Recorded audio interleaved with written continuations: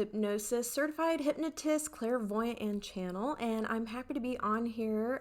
Wanting to renew my video capacity here, so I know it's been a hot minute. I figured I'd take the opportunity to talk a little bit about hypnosis, my work with it, what it is, what it isn't, and how it can help you with your personal self-awareness practices, regardless if that's in the spiritual capacity or not. So yeah, stick with us for some insight and some information that I might be able to provide for you. I'll be covering commonly asked questions or concepts that are brought to my attention, so stick with it. So diving into it, I'd love to first explain a little bit about my backstory, about my introduction to hypnosis and how it has helped me in my life. So to start with, in my childhood, my upbringing, I was always considered to be the creative type of child. I was basically, from my perspective, I was always bombarded by images of all kinds of different content and different things, and I didn't necessarily know what to do with any of it. It was just coming, I was getting flooded with it. So the only way I knew how to process all of this was through art and creative expression. So I was often drawing during classes, painting. I was doing all sorts of things because those are what I was discovering at a young age that actually felt good. Like if I'm gonna be bombarded with this, I got to get it out somehow. So that was a lot of my processing.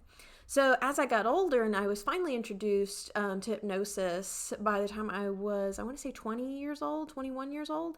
And at the time I definitely had the beginnings of my spiritual awakening.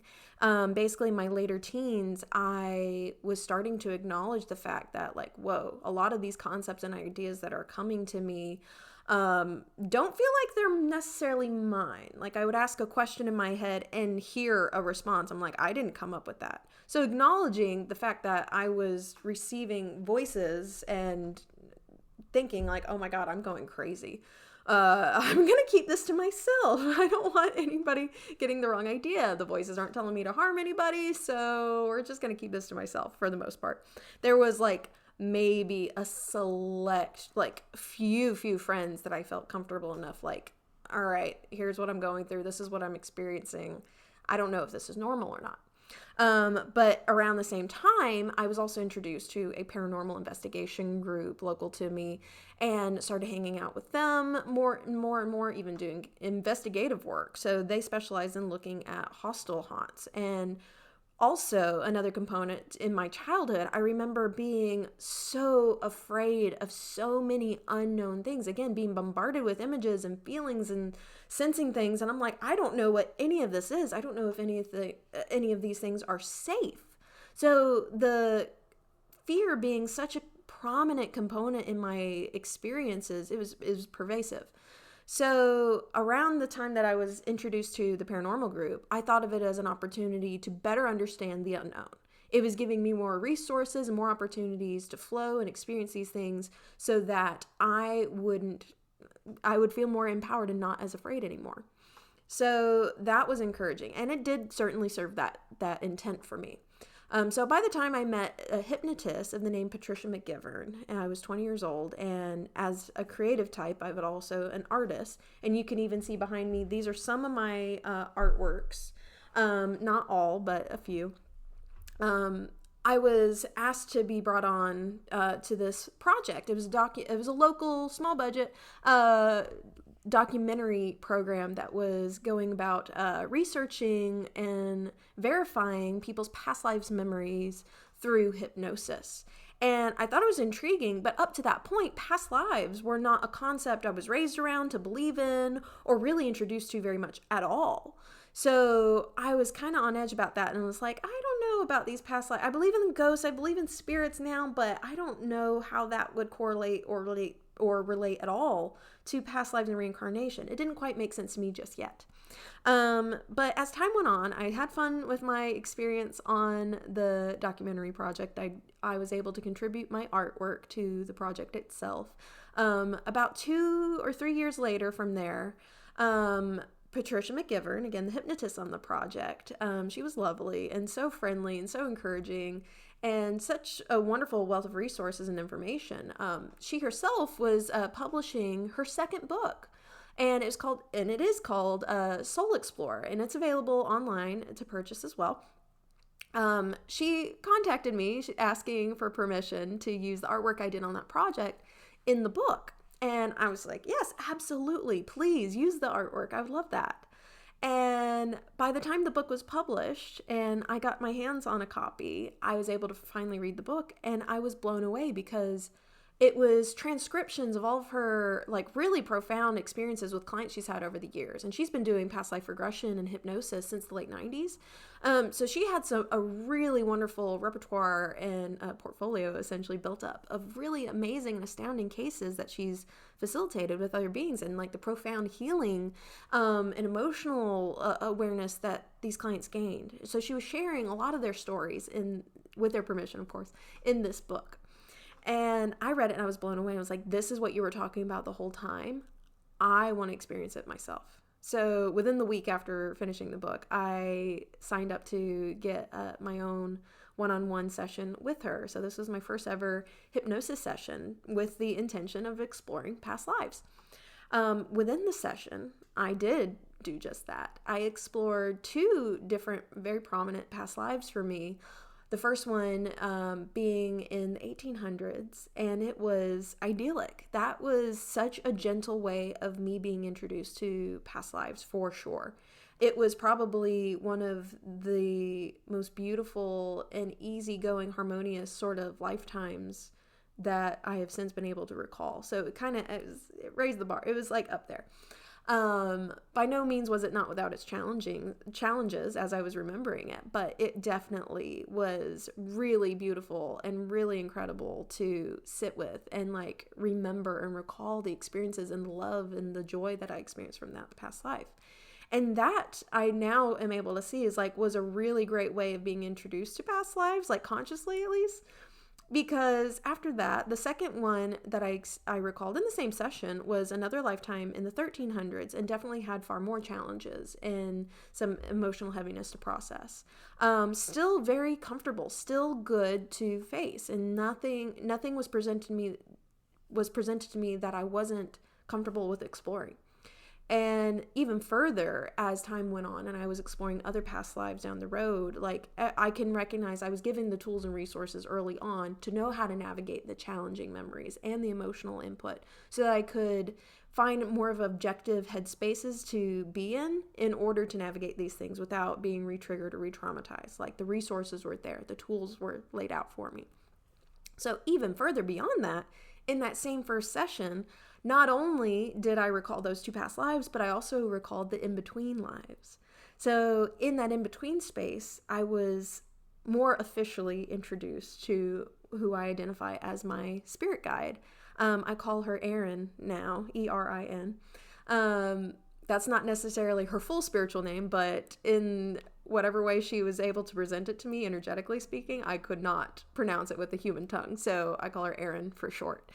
But from there, I was able to ask Erin direct questions about the different things I'd been experiencing. And it made perfect sense. I was like, oh my gosh, you've been the voice in my head I've been talking to this whole time. That makes so much sense. And in that state, in the hypnotic state, it all just pieced together so perfectly well for me. It was all making sense and just helping validate my personal experiences. And it was helping my reality not feel so scary. So that was profound and offering healing in its own way just by having that. And again, the profound sense of love was what was most strongly felt throughout all of this. Love and acceptance for what I was experiencing and what I was previously understanding. Again, being able to see my past selves and the thoughts and feelings that those versions of me were experiencing. I was gaining all sorts of new clarity around that. Because you think about it now, as in this incarnation, I've come a long way. I've learned a great deal more than I did in those past lives of mine. So I was able to add this version, this conscious state to those old perspectives and help them grow as well. So as I progressed along after that initial session happened, I was able to remember everything. Like I didn't black out. I didn't forget anything that happened in the session. And that also included the verbiage that Patricia used in the session as well. I was able to recall the type of words she used to induce the hypnotic state. So me being able to remember that, when I went home, I was considering that and recognizing it's like, hey, I wonder if I could apply this to like my personal meditations. And I very well could. It wasn't necessarily easy to navigate right away. There were components of this where the first few times I tried this, my mind would like to wander, which is completely normal as human beings. If we're not in the practice of these things, that is a natural thing that might occur. And so for me, I could enter I could feel being in the state. And that's the thing. It was like understanding the energetic imprint of the feeling of what it's like to be in hypnosis. I got familiar with that feeling so I could follow the feeling, induce the hypnotic state, and be there. And the more and more I did this, the more I would explore different past life memories at home even. So that continued to expand and further expanded my direct communication with Erin, my spirit guide, as well.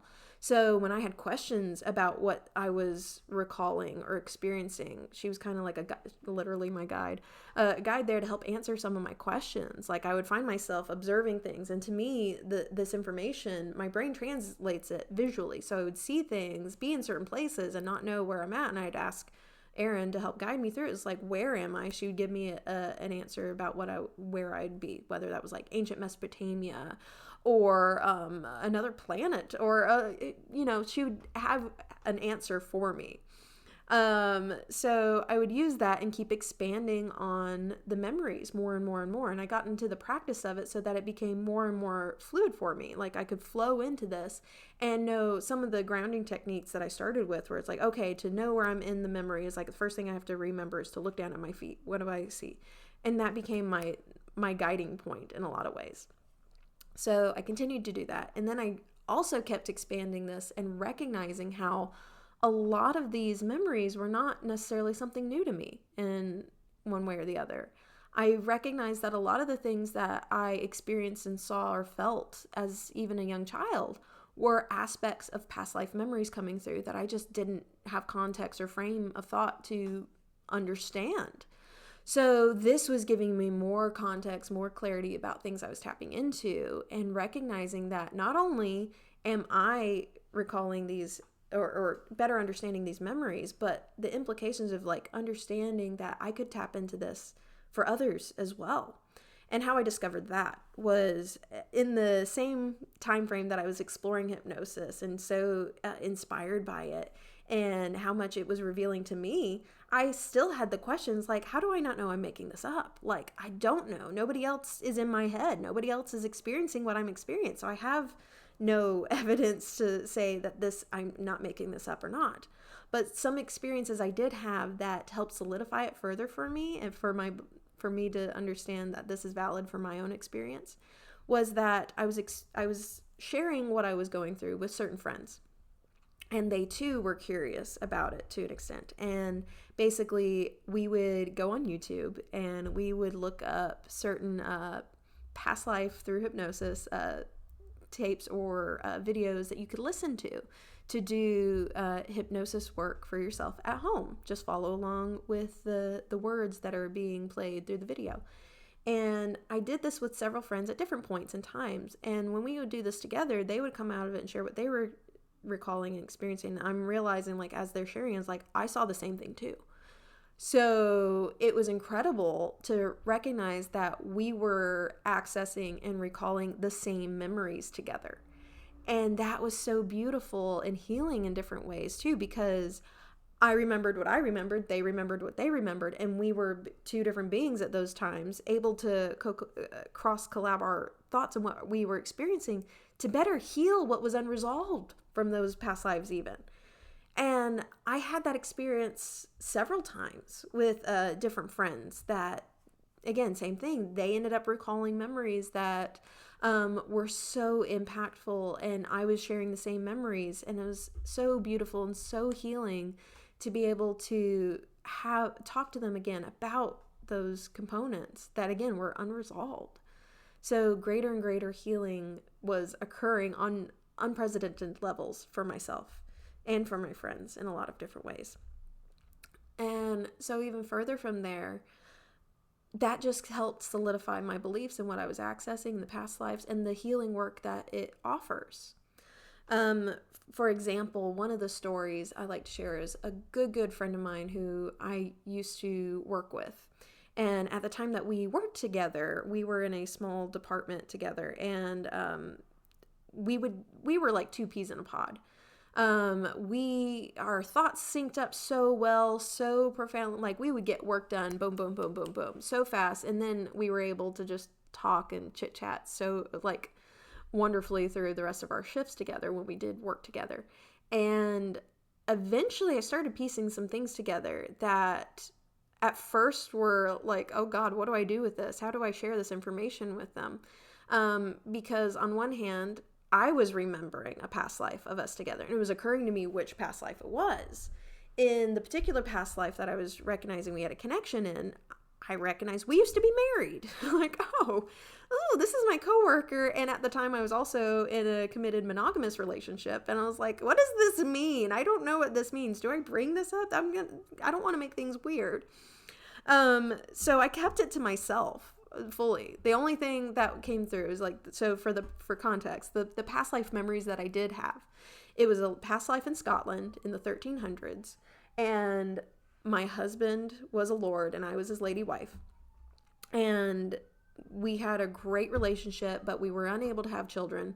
And eventually he did die. He passed away from a horseback riding incident where the horse threw him off and like fell on him and it essentially broke his back. He didn't die immediately, but it took about 2 days before he passed on, and I was with him in his final days. And that was hard, remembering that from the emotional standpoint. However, as we continued, as I recalled those memories, it was just reconciling my experiences of grief around that.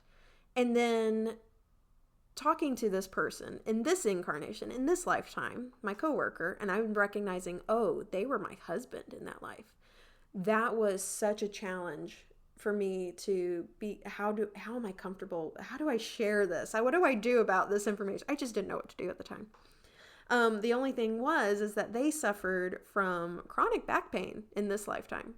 And the more and more I was introducing the concept of past life regression work and hypnosis to them. They were open to it and they were curious and exploring it for themselves on their own time. Again, exploring YouTube videos and researching things. And they discovered on their own that when they were at home doing dishes, they could get into that trance-like state and recall past life memories of their own. So it began that they would come to work and start sharing with me the things that they were remembering for themselves. And it was incredible. I was like, oh my God.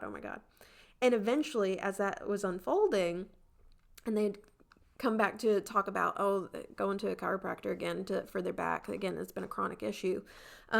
I felt comfortable enough with opening up a little bit and sharing. It's like, I think I understand why you have that back problem. And I revealed to them just a little bit about saying how I keep seeing this vision of you on a horse getting thrown off and that breaking your back. But that was the full extent of the conversation I had with them at that time. And I just left it at that because I didn't want to go into the details of the other stuff I was remembering and that, throw things off and make things weird. Again, work environment, have to be careful about this. But then several weeks passed and eventually they came back to work and we ran into each other in the break room before our shift started. And he saw me and his eyes went wide. And then he tells me, I remembered the life with the horse. And I went like, you did? Like, what do you remember? And then we were able to talk about it. He started and shared with me that he remembered the horse, the accident, and remembered me being there with him. And started to share. And again, he was recognizing the awkwardness of these memories just as much as I was, because part of him was trying to beat around the bush a little bit and went on to, it was like, you were there. I don't know what your role was. Maybe you were my sister. Maybe you were my mom. And like, in my head, I was like, we both know that's not what was going on. But eventually, like the more he was talking about it and more accepting of it, I opened up like how much I was recalling of that too. I let him continue to share with me his memories of that lifetime. And then we were basically going back and forth and filling in the blanks for each other about what that lifetime was like for each of us. And that was just astonishing to me. My experience of this was like, oh my gosh, like, again, we're remembering the same past lives. And a bigger component to that, why it was so helpful to be able to talk about that with them and like get the experience of them also remembering this, was that I was able to fully acknowledge that I was like looking at this person standing in front of me, fully flesh and alive in this lifetime, and recognize the thought that hit me was like, oh my God, I'm still grieving your death. I never got over losing you. And from there, I was acknowledging how we are never separated. We're not truly ever separated. Like the infinite nature of life and how things continue is there. And that was so healing for me to be able to witness, like the evidence of this person standing in front of me. That was like, oh, I was grieving you, thinking I was losing you, but you never truly lost. Here we are again. And though I will admit, we never dated in this lifetime, though there was a very strong connection that we shared. That I look at as being the dominant part as to why we were reintroduced to each other in this lifetime. Not that we had to date, even though we had that dynamic, romantic dynamic in previous incarnations. It's not necessary to go through that again in this lifetime, because the key component was learning how to alleviate the grief so that I could move on.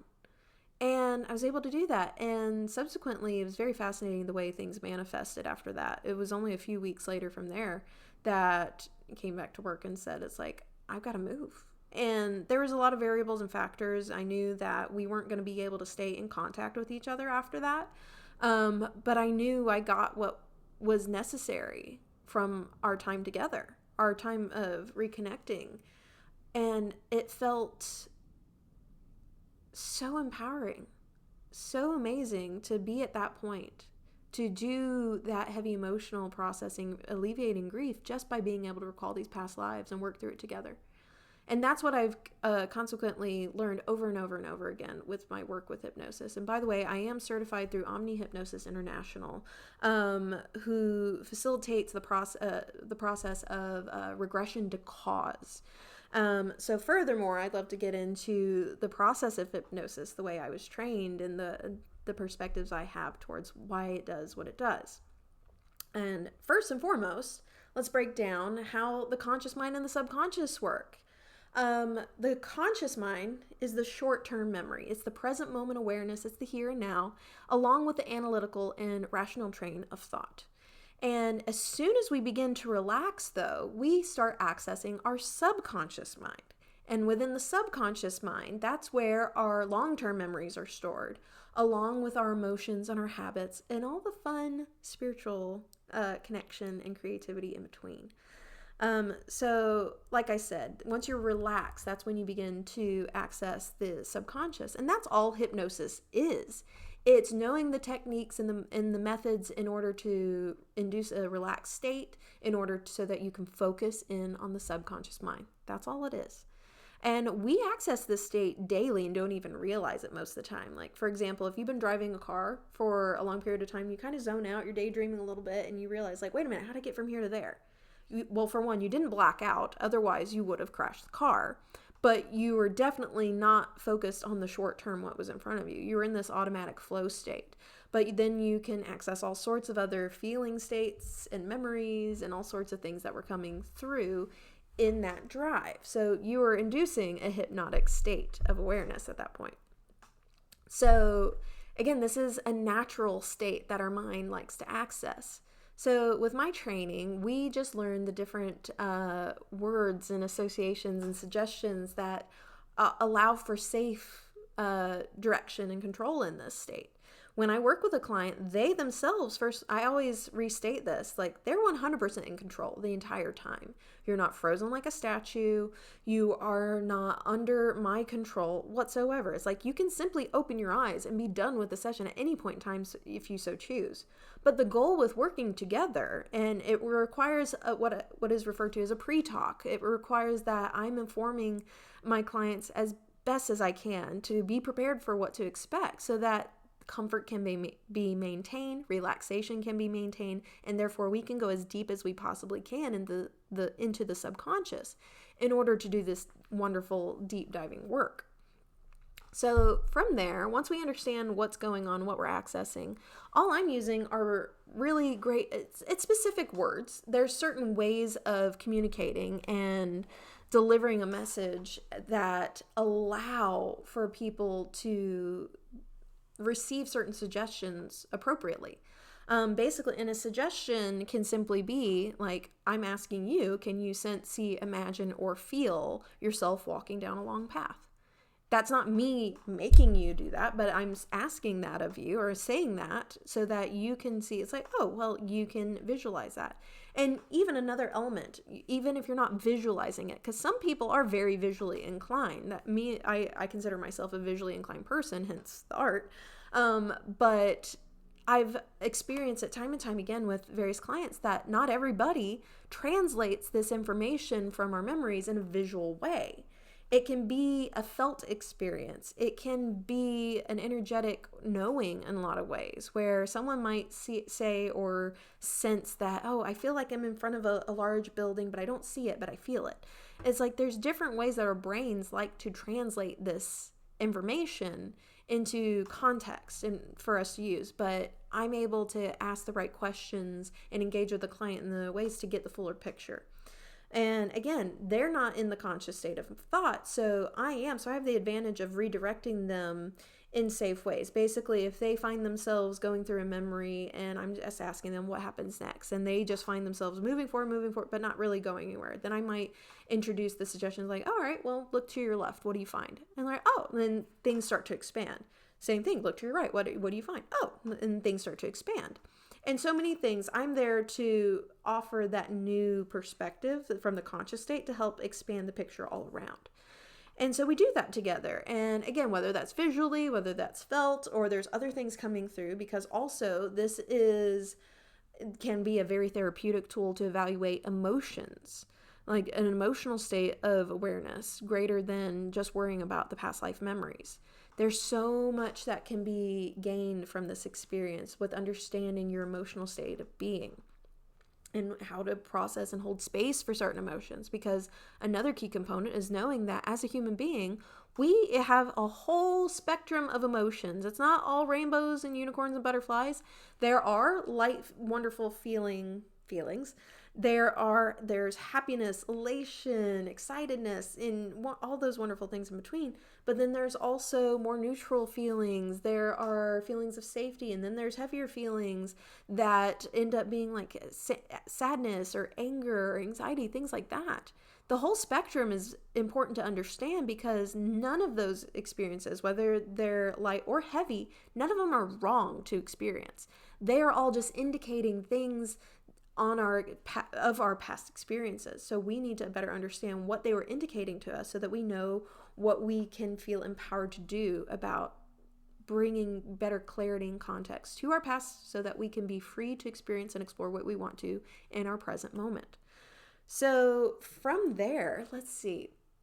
When we're going through these sessions, again, whether they're remembering past lives or just exploring emotions, all of it is for greater context and clarity so that we better understand ourselves. That is the key component to empowerment and knowing what we're manifesting. I personally do believe that we are all very powerful manifestors. We all have the capacity to manifest what we want, but we have to understand what are the mechanisms of our internal structure, even in our subconscious structure, that is impacting or influencing what we're capable of manifesting. If we have fear driving the steering wheel of our life, if fear is dictating our choices, we are not in an empowered state. Fear is of an opposite frequency to empowerment. So if you want to create, and creation and empowerment are very similar frequencies, you can't have fear getting in the way of that. It's okay to acknowledge that fear exists, and it usually has a purpose, has a reason.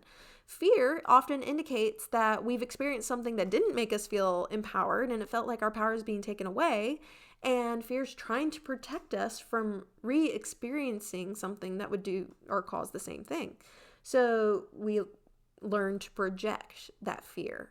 We learn to say, it's like, oh, well, if I can anticipate, if I can fear this thing and anticipate it happening again, then I can't get trapped by it again. sure, conceptually, that makes sense. And that's why fear exists within us. Because it makes sense, we keep it intact within our being. But once we recognize that, like, if you're actually in a safe place and, like, be in the moment, be as more objectively in the moment every day, anytime, any place. Like, you can look like, okay, there's a roof over my head. I'm not starving. No one's got a knife to my throat. I'm perfectly fine right here, right now. You are safe. Therefore, is the fear necessary? We go through this experience in the hypnotic state of evaluating what emotions are driving the ship so that we know how to recoach it and reframe it so that it's no longer understand or thinking that we're in a dangerous situation or that we're in an unsafe situation. We're regaining our personal power. We're regaining what we have the capacity to do for ourselves in the hypnotic state. And again, like I said, the subconscious likes to take these suggestions, and it'll take these suggestions literally. It'll take the awareness of being able to put yourself in the empowered state versus the disempowered state. And in that literal observation, you can see yourself in night and day. You can see all aspects of yourself and not be in resistance to any one side of yourself. If you can see all aspects of yourself, you can learn to harmonize all aspects of yourself. You can learn to honor and respect all of your emotions and know which ones have a necessary job for the moment and which ones can just be reassigned a job perhaps. So we do a lot of processing together with that in mind, and it ends up being so beautiful because the goal is to find what will allow you to be your most empowered self, because that is how we live the most beautiful and fulfilling lives. And personally speaking, hypnosis has been an invaluable tool for me to regain personal empowerment. Because again, I came from an upbringing where like everything terrified me. And that was nobody's fault in particular. I mean, there can be circumstances that I can look at now and recognize the trauma behind it, like an emotional state of disempowerment that I had experienced. But it was only because at the time I didn't have context to understand what I was experiencing. But over the years, as I've gained more life experience and have received more knowledge and wisdom to know how to navigate these things, it has superbly helped me in healing those disempowered wounds from my past. So all of that being said, I love my work in hypnosis. I love so much being able to introduce others to this process. And it is it's a tool like none else. I love comparing it. Now, traditional talk therapy is super important and it is wonderful. And again, not everybody's going to want to utilize hypnosis or do past life regression, and that's okay. I'm not here to force it onto anybody that's not lit up by it or intrigued enough to pursue it.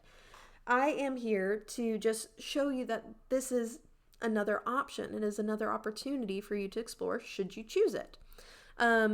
But nonetheless, when I do compare it to traditional talk therapy, hypnosis can be the impact that you can receive from it. It can be similar. You can do 1 2-hour session and receive the same amount of impact and clarity that you can get in a year's worth of traditional talk therapy.